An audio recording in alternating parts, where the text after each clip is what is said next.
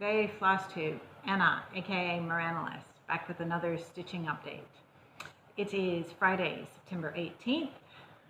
Cannot believe we're almost at the end of September. There are Halloween decorations galore to be made yet. Halloween is coming. Got to get a move on. Running out of time. And I still don't know what I'm going to be for Halloween. You know, these critical decisions in life. I really need to figure this stuff out. Anyway, this is actually a channel about cross stitch, not Halloween. So welcome to anybody who's joining me either for the first time or returning. Always nice to see you. Always nice to see your comments. Yeah, hope you enjoy. Hope you have a cup of tea. I've already had 2 coffees this morning. I'm not really trying not to have a third, but I might have to cheat. It's going to be a big night tonight. Excuse me, I have works in progress. I have some project bags I've made. I have a little bit of stash. I may or may not have some more coming. I won't fess up to things I don't need to. And got a few plans. Actually, that reminds me, I forgot to get one. I'll have to pause it towards the end. But let's get going, because otherwise this will never happen.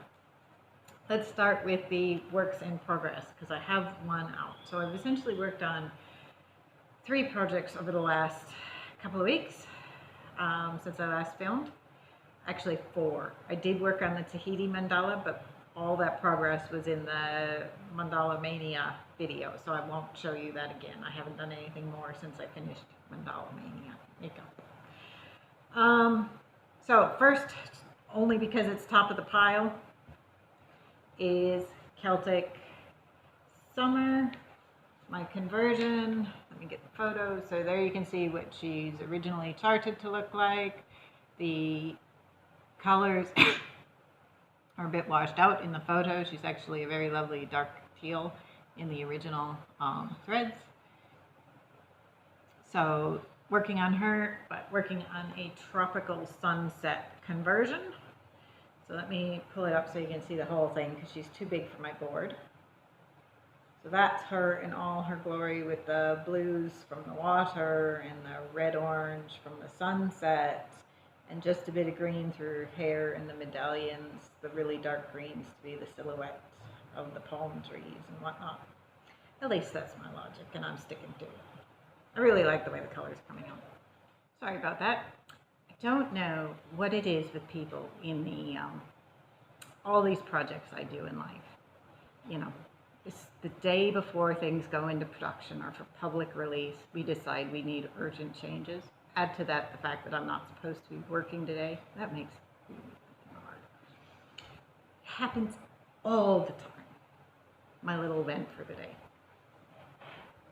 If you're in a project management-y thing, don't make your poor technical people suffer those changes 5 minutes before public release. It never ends well.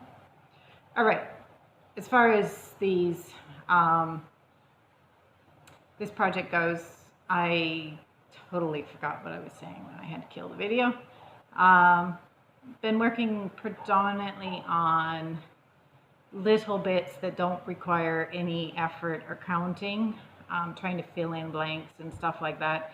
This has only been worked on when I'm out about in town, so with, yeah, it's got to be pretty easy to do. I think one day I was waiting in the hospital lobby and random stuff like that.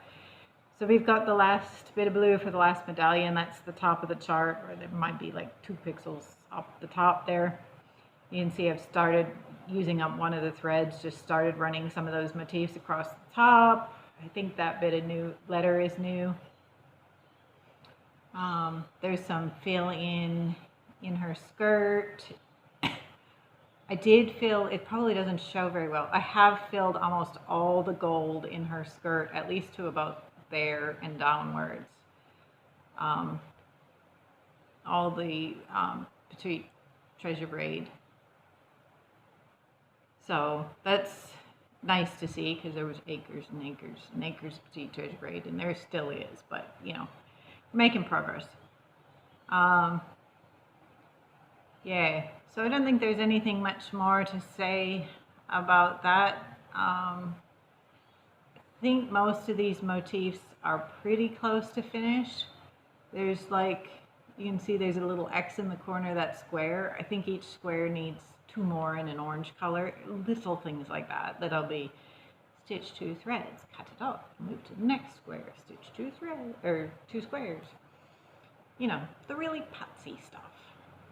Oh, and I did make that one go all the way up to the top. So actually that must be the top, because I'm sure, unless there's one more pixel across the top. I don't know. So she's looking pretty good. Not a great deal of progress. I don't know how much. I'll put a before shot in, but I'm not sure how much will be noticeable because it's kind of all over the place.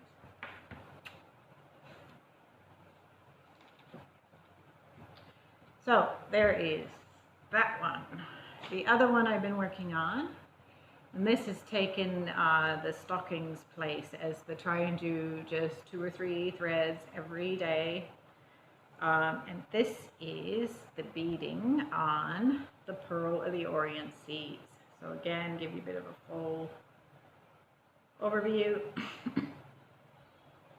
She's gorgeous. So I've dropped her off the board. I have finished her crown.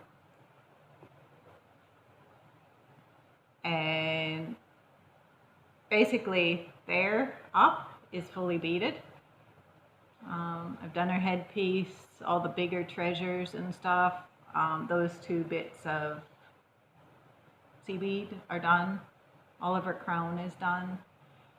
There are a lot of beads on this thing. The spikes on her crown are not quite as charted. I think the effect is still there, but some of the spikes are definitely a couple of stitches off, too close to one or too far from one. That's all right. I don't think it looks bad, and I certainly am not going to fix it now. So I'm happy with that as the way it goes. Let's see if we can get her upright. She's sitting on my board crooked. So I think at the moment I'm trying to fill in that little bit of seaweed, and then I'll basically try and fill in and get back down, because there's acres and acres of beads in all the treasures she's got hanging. So I will basically aim towards getting that next big load of beads sorted out. You will see in this there's obviously a variety of beads. So that's your traditional sort of Mill Hill size, the normal ones. Those are a 6/0. And these ones are an 8/0. Now, I tend to think where these biggest ones are used, they tend to be a bit gobby. I think if I see those charted again without a very good reason for them to be so big, I would probably swap them out with the medium size. Like, I think these provide a variation in size, which is nice, but they're just not quite as gobby. So yeah, I mean, it's one of those live and learn things. It's it just is what it is. There are, because this is done on a 32 count linen by Color Cascades, which I forgot to say for Celtic Summer. This is a 32 count, so the beads are definitely a bit tight. I end up skipping 1 or 2 quite regularly.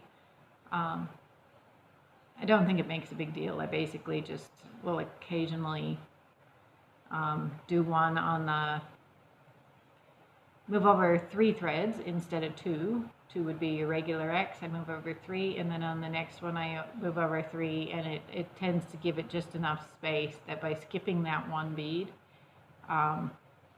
it works without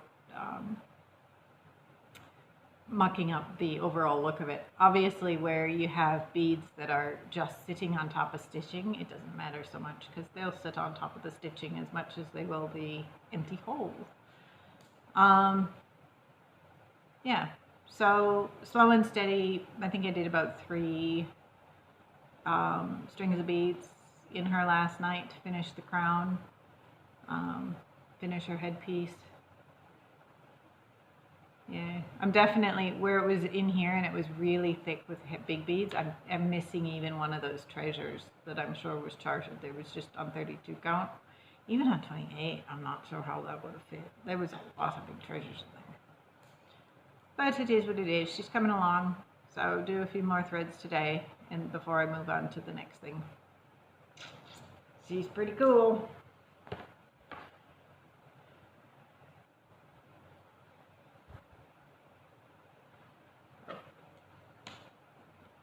So, and I forgot to say on Celtic Summer that this fabric that she's done on, this was a 28 count cast shell that I've dyed myself. It's just grit dye, dyed enough that I could do all four of the Celtic ladies on the one piece. So I quite enjoy dyeing the fabric myself, and it's great because I can, you know, get more or less exactly, in as much as you can control dye, and get exactly what was in my head. But I keep looking at all these lovely hand dyes that people buy too, and I'm like, but they're so pretty, and it doesn't make a mess to buy those. But they're also so expensive. So one of these days I will have to buy more of the hand dyes. The Color Cascade one fabrics are lovely. The last thing I worked on, when I got tired of doing beads, I pulled out the world map again. I think last time you saw this, I was still working on finishing page 2 even. You can see I finished page 2 and I've got about 800 stitches in page 3. So obviously I chose to go down, primarily because, actually hold on, let me pull up the big pattern so you can see what it's going to look like. Working up here, so you can see page 3 where I'm at is more arch and background, and then this page is where I'm trying to get with the bright orange balloon. And technically, if you look at the symbols, I think there's about 3 stitches of orange that go over on the page 3 that I'm working on. So depending on how the feathering goes, I might actually get a tiny bit of orange in this page, but I don't think it'll be more than a handful of stitches. And because I'm basically feathering to that black line, not past it, I may not hit any depending on how it goes. But, so, try and get all these threads out of the way for you. Yeah, there's about 800 stitches in that nude page, which I think is a bit shy of 20% of that page. Not a whole lot to say. It's very confetti heavy in here in that arch area. It's less so when you hit background areas. So like along here, this column went super fast and then you'd be back into confetti, which, you know, it's a nice balance because I'm doing things on the diagonal. You know, you have a couple of blocks of confetti and then a couple of blocks of faster and a couple of blocks of confetti, and it doesn't get so overwhelming, at least not in this part of the pattern. We'll see how the rest of it turns out. But obviously I got acres and acres of threads parked everywhere. But I'm debating about buying a bigger Q-snap for this. I think this is an 11 by 11. And I now have nice recliners to do my stitching in the evening. So I'm thinking if I got a slightly bigger Q-snap, I could rest it along the arms of the recliners and get a bit more real estate to work on. Yeah, but not have to actually hold the Q-snap in hand, because I'm not going down the road of buying a stand or anything. I just don't use it often enough, or I don't think I would, that it'd be worth it. So I did that years ago and really hated it. So reluctant to go down that road again, although I wasn't using the Q-snap years ago either. So that's where we're at that. I think I did the maths and it was just shy of 1.5%. So you'll see that one for several episodes yet.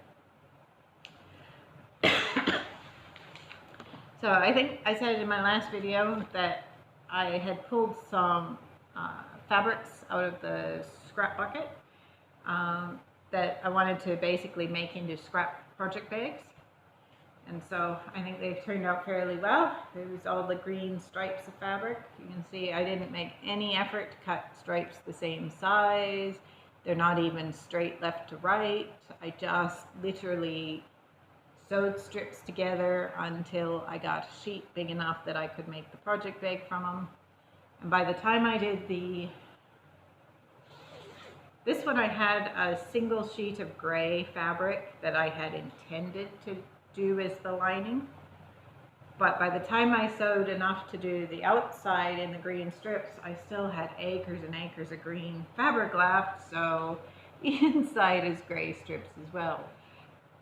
You can see this one, the stripes actually go the other way.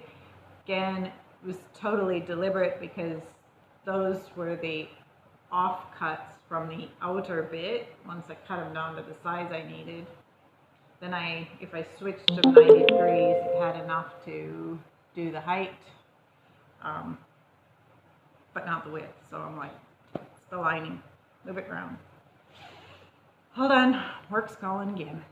Okay guys, this is going to be the world's choppiest video. This is about the 6th time I've tried to film this segment to pick up where I left off. It is what it is. We're going to persist because otherwise it won't get done.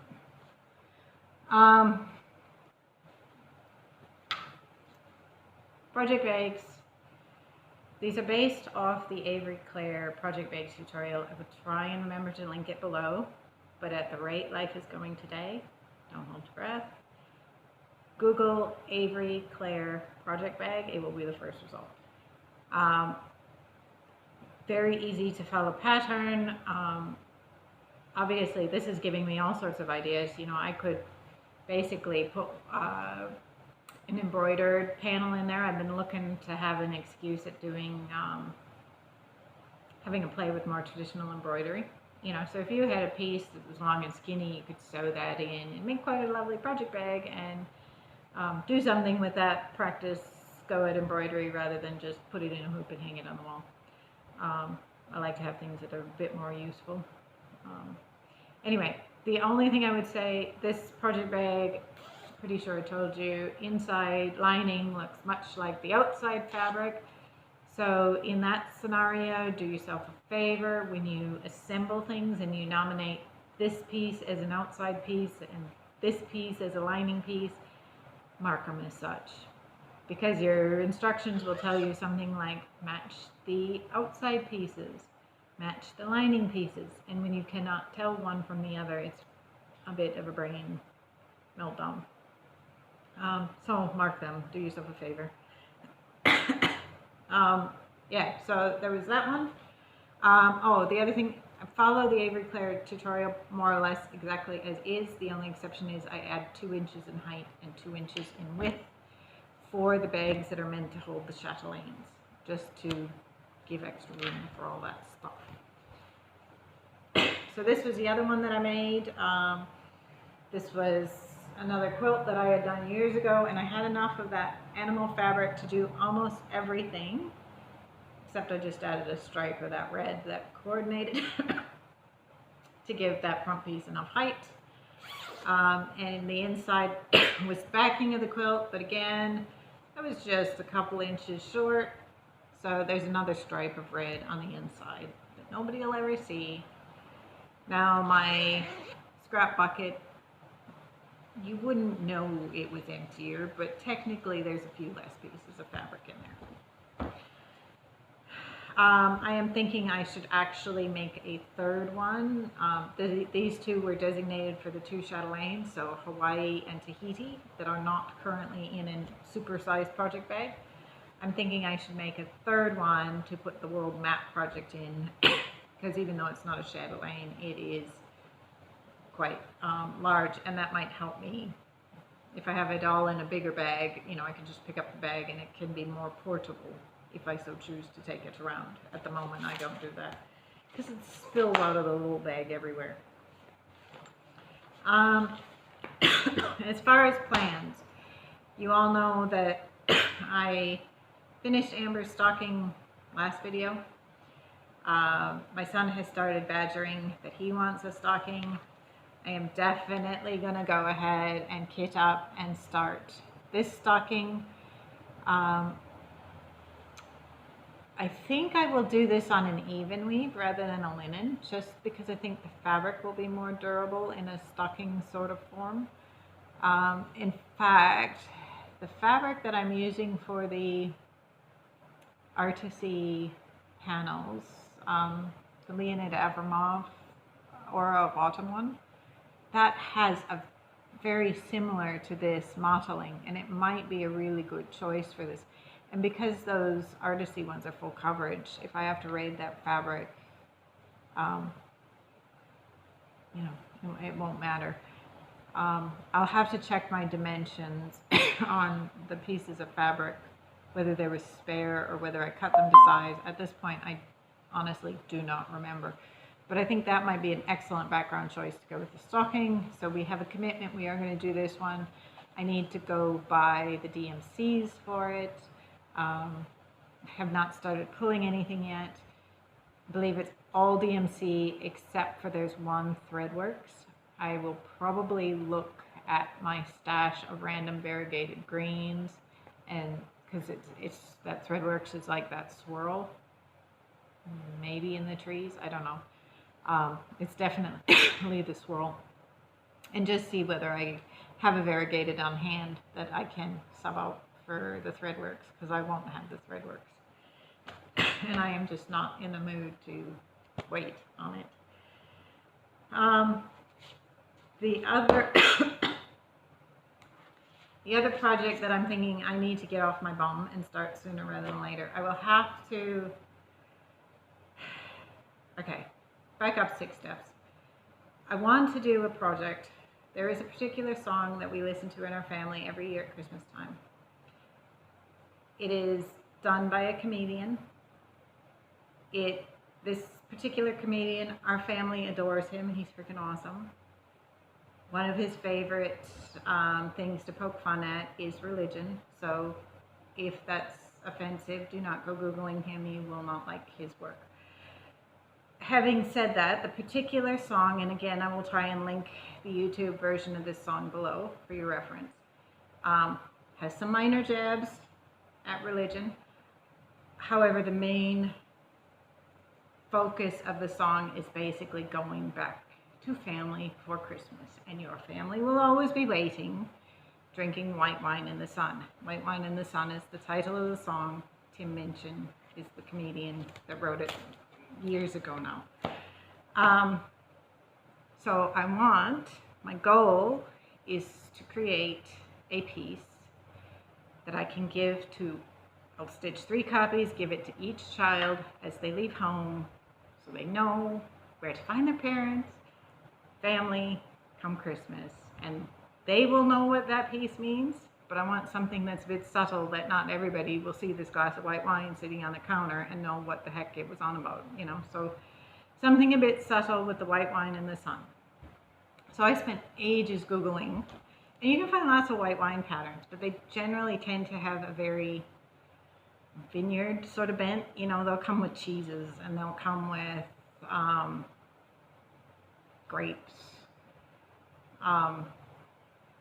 It's just not quite what I was after. So by the time you cull out those, I found one that I will insert a picture of that is close. It at least says summer to me, with the berries and the fruit. Obviously it's champagne with the bubbles. Well, that's easy enough. I just won't stitch the bubbles to make it white wine. I debate about not stitching the orange that's sitting up on top of it as well, and just leaving it with the fruits on the bottom and the glass of white wine. So that's my I could start it now option. Well, I was thinking and trying to figure out how to accomplish this goal, I sent queries to random people, you know, that I thought did a nice patterns in the similar style as that one with the berries. I like that style, where it's kind of hand-drawn type look. to see if they would make a custom pattern. And I went and I staged some photos on the beach that would be sort of a reference point for the pattern that I think would capture ideally what was in my head.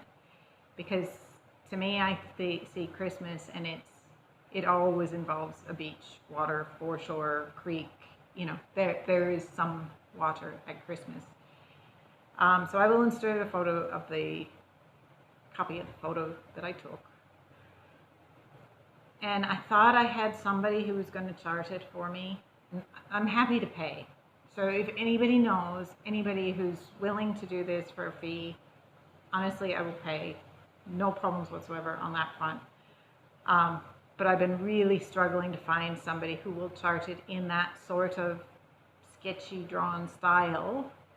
The one that I thought I was onto, freaking basically just ran it through a photo conversion, and yeah, I don't want a full coverage photo thing. So I am, like, at this point, Amber graduates in November. She could turn around and leave at any point. She's 18 in June. I got to get started on something. So I don't know whether to start the one with the berries or whether to hang out for somebody who would have a go at charting the one that I actually really think captures exactly what I'm after. So please, please, please, if you have any ideas who would be able to chart it in that sort of style, please let me know, because I'd really rather go with the one that I've kind of snapshotted, the custom pattern. It's one of those things, like, I don't really want to just stitch the berries for the sake of it, because they work for this purpose, but they're not something I would ever have up or take any delight in for any other purpose. So that's the other start I basically need to do. I need to decide which option and do it ASAP, because I'm running out of time with Keith. With those two projects needing to get imminently, well, I suppose the stocking isn't really need to be done straight away. The wine does. I was kind of looking for something, I don't know, a bit more that I wanted to start. And so I went digging through my stash. And I think I showed this last video. This just showed up from Journeys of a Stitcher. It's Electra, Honora Corbett. Halloween's coming. Halloween is awesome. We all need more Halloween things in our life. So I was thinking, well, maybe I should start her. And I went digging through my other patterns, and I came up with these two. These two, that one definitely was bought more than a year ago, 2 years ago, the local craft fair. I don't know, Michelle, how long ago was that? I don't know. That one, and then this one. And I thought, oh, well, you know, I should start one of those. In the end, I ended up buying the DMCs for her to start kitting her up. She does call for 6 water lilies and a bucket load of beads and a couple of bits of Kreinik. The Kreinik I will no doubt sub out with Treasure Braid. I'd have to go look. I may or may not already have Treasure Braid to suit. The water lilies I probably need to order, and the beads, I have no idea. I won't stress about ordering them anytime soon, because obviously, yeah, it'll be a while till I need beads. But I did order the DMC to start kitting this one up. I do not yet have fabric. I don't even know what sort of fabric I want to do her on. I might have to pull out my old, my stash of Color Cascade fabrics, or get on that fabric viewer and just see what, I don't know, what sort of color scheme I reckon would work good.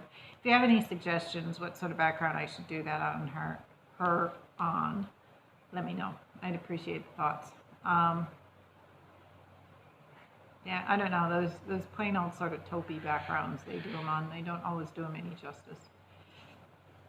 But so I would like to start this, and I'm going to start kitting it up, but I don't know that I will actually get a thread in a needle and in a fabric anytime soon with that. I'd like to.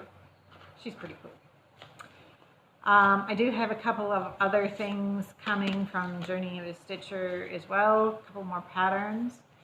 And one of those patterns, one's another mirror, two are Bellafilipinas. And one of the Bellafilipinas, my daughter saw that and she said, "Mom, can I have that instead of a stocking?" I'm like, well, at least I'd be excited about stitching the, it was the Enchantress of the Abyss. That one's coming and she loves it. She's like, "I want that, not a stocking." So I'm like, I think we can deal on that. So that's my plans. Yeah, I think that's about it from here. I will see you in a couple of weeks, and thank you for sticking through the craziness. We'll see you next time. Until then, happy stitching.